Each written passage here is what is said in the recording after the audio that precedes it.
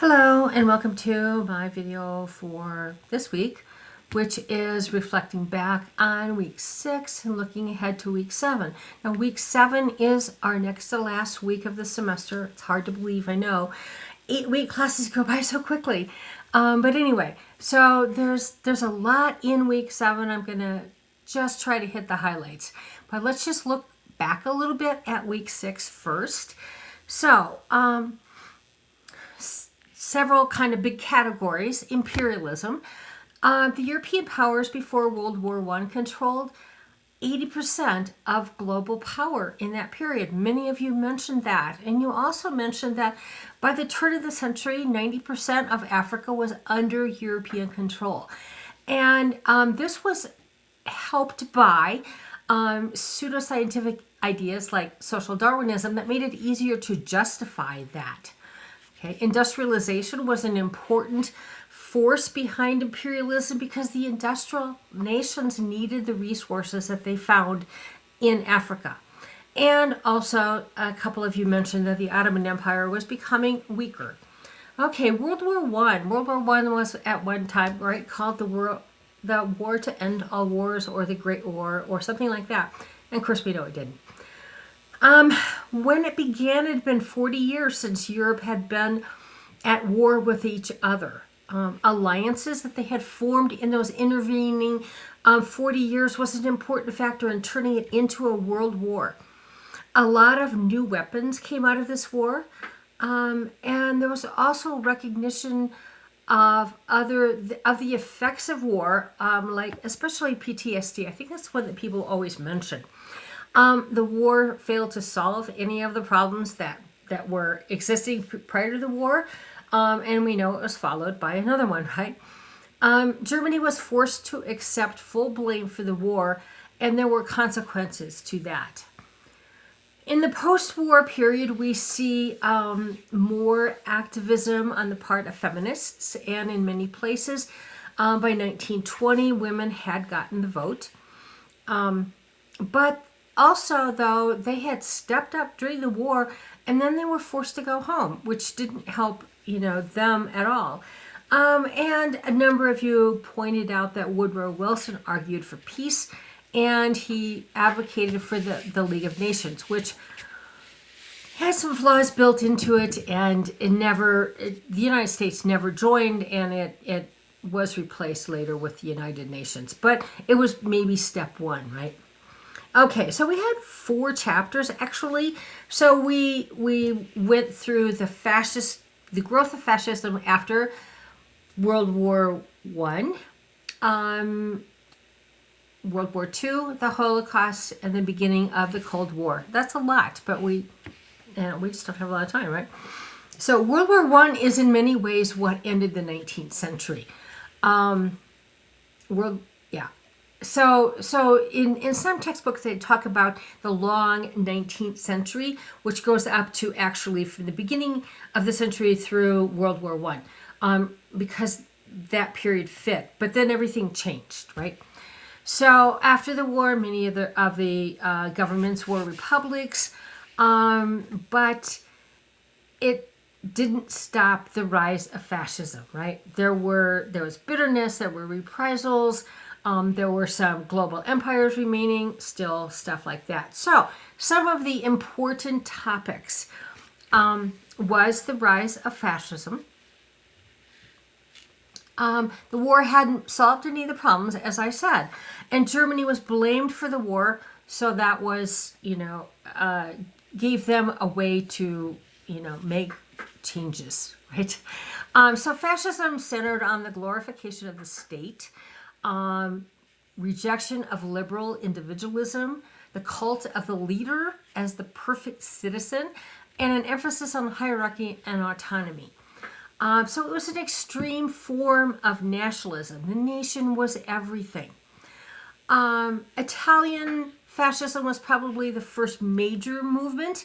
So it started in Italy, but it moved soon onto Germany, because the Weimar Republic was so weak and unpopular. So fascism tends to like I said, focus on nationalism and ideology, favoring what's called corporatism over capitalism.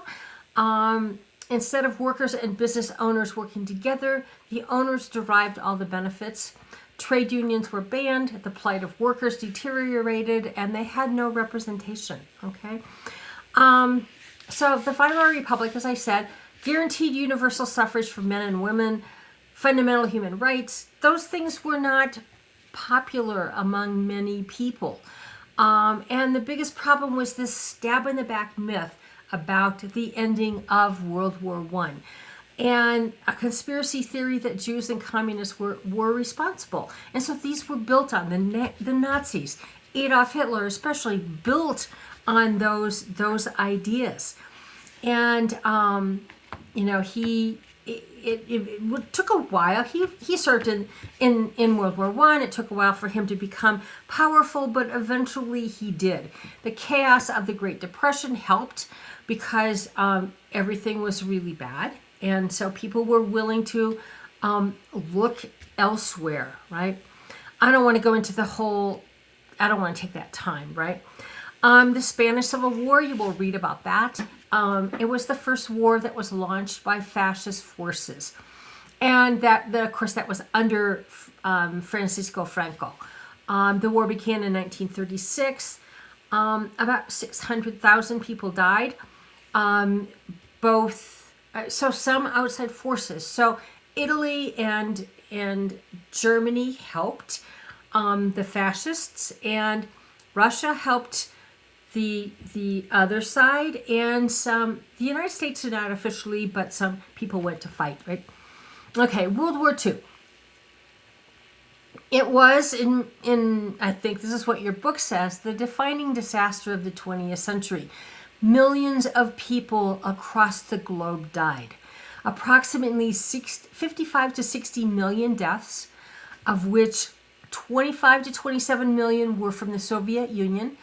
6 million were Jewish victims, and then there's a bunch more that were, victims of the atomic bombs in Japan. Okay, so it was a really big deal, really. The period right before the war started, when Hitler was flexing his muscles, was called appeasement because France and Britain did not want to go to war again. So they tried to do everything they could to keep him happy. It didn't work. And so the early war started when Germany started to push the limits, and finally then invaded Belgium. And France too. And France surrendered fairly quickly. The Germans introduced what they called Blitzkrieg, or lightning war.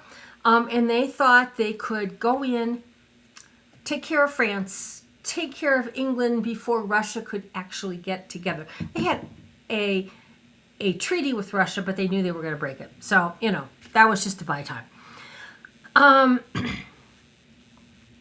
So the Battle of Britain, came after they defeated, it was air bombing of London and other industrial cities.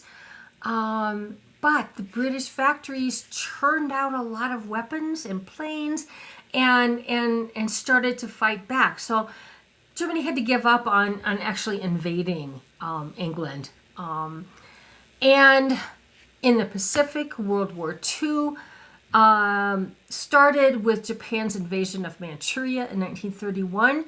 But then, of course, the United States got involved after the bombing at Pearl Harbor. Stalin did not think that Germany would invade. So this is like if you're looking at the Eastern Front. It seemed to many that it was virtually over within a year. Stalin didn't think that Germany would invade, especially because Germany had not fully, completely, defeated the West. And, he knew what happened to Napoleon. But, that didn't matter. In June, Germany invaded. It was called Operation Barbarossa, and it was a disaster, at first for the Soviets, but ultimately for the Germans. Okay.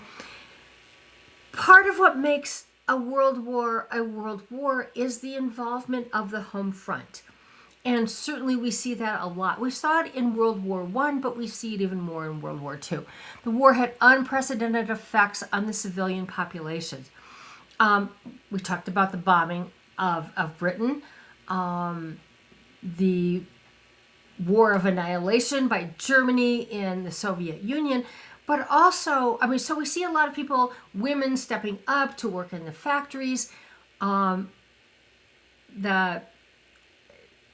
business production, manufacturers is what I'm looking for, the word. Manufacturers start to focus on weapons and things needed for the war. People, agree to rationing. Well, they didn't have any choice, but there's rationing. There's just a lot of different kinds of involvement on the home front. But we also, in Germany, they were also actually waging war against their own people in the form of the Jewish people.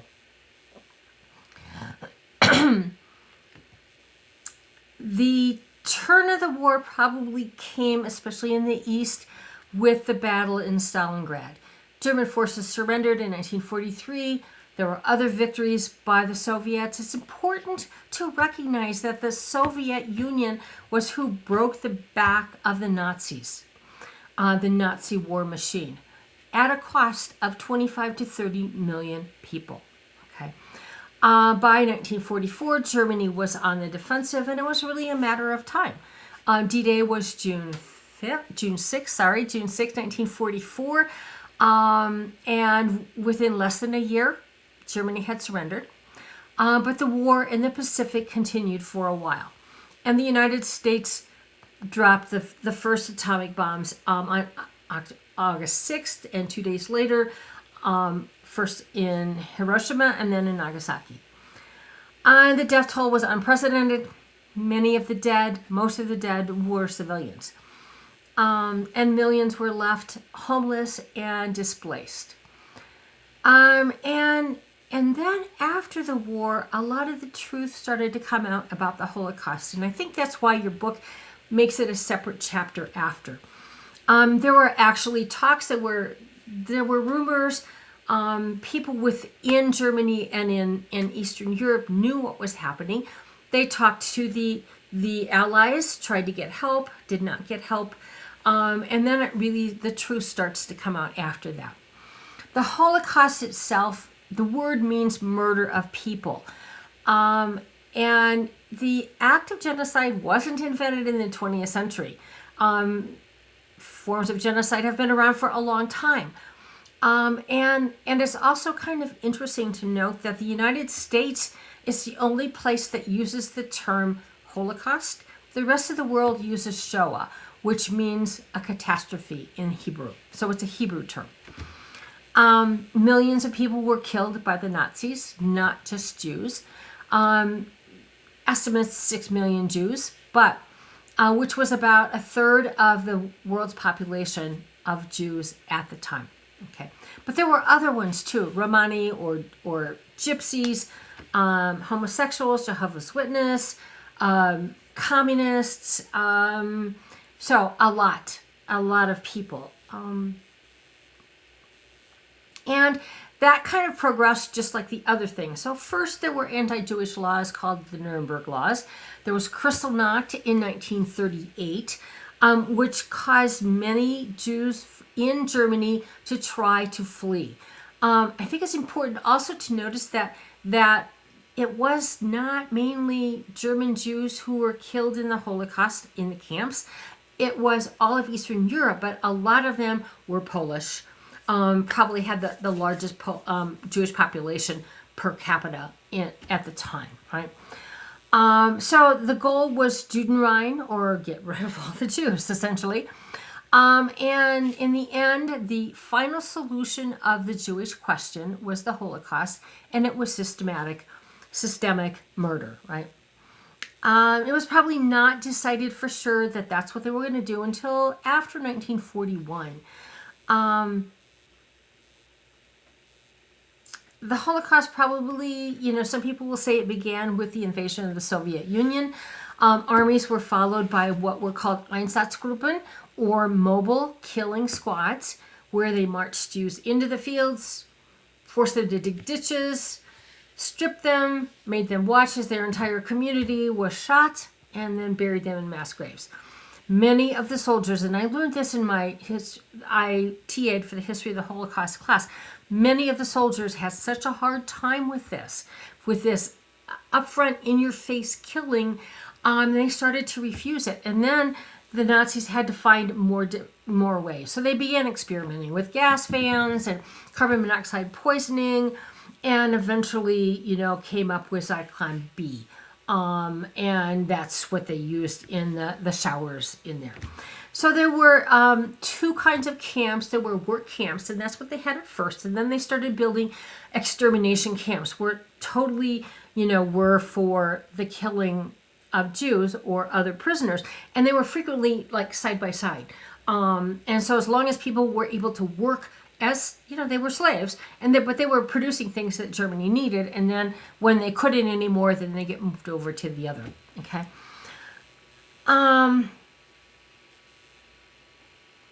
The aftermath, Eisenhower, the Supreme Allied Commander, ordered that the British and the American troops document what they discovered. And the Soviets did the same thing with the camps in the East. So there is documents. There are documents, but there are also videos.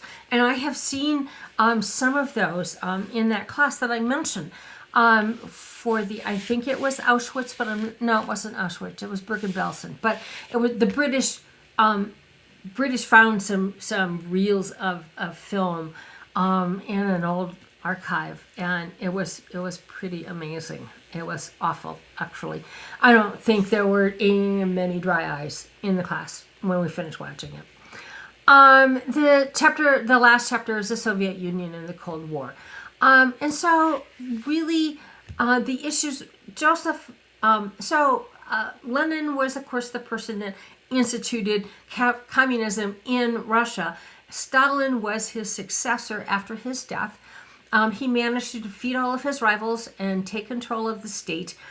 And Lenin actually advised people not to let him get in power, but he did.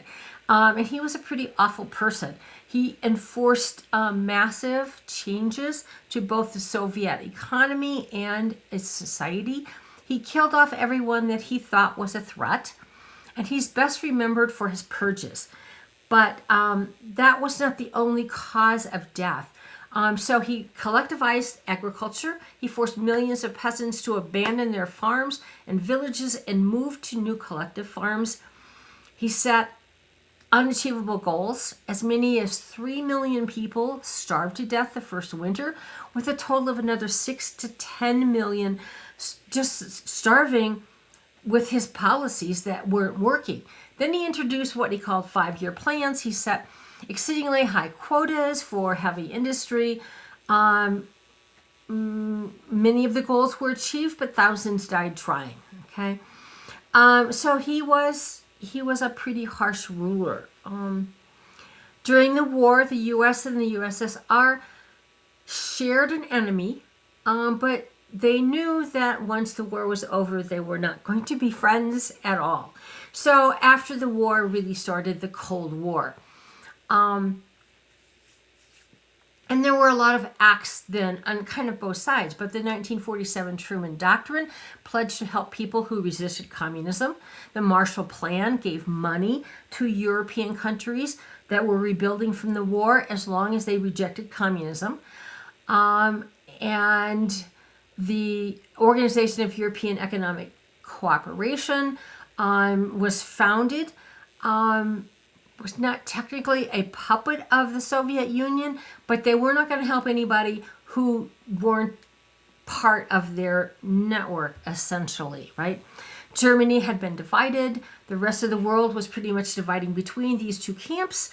The Soviets created the Warsaw Pact that bound the Soviet bloc into a set of military alliances. Soviet Union tested the first atomic bomb in 1949. Stalin died in 1954, leaving a powerful but relatively poor country or set of countries, right? His successor was Nikita Khrushchev. He released about 4 million people from the gulags and started to make some changes.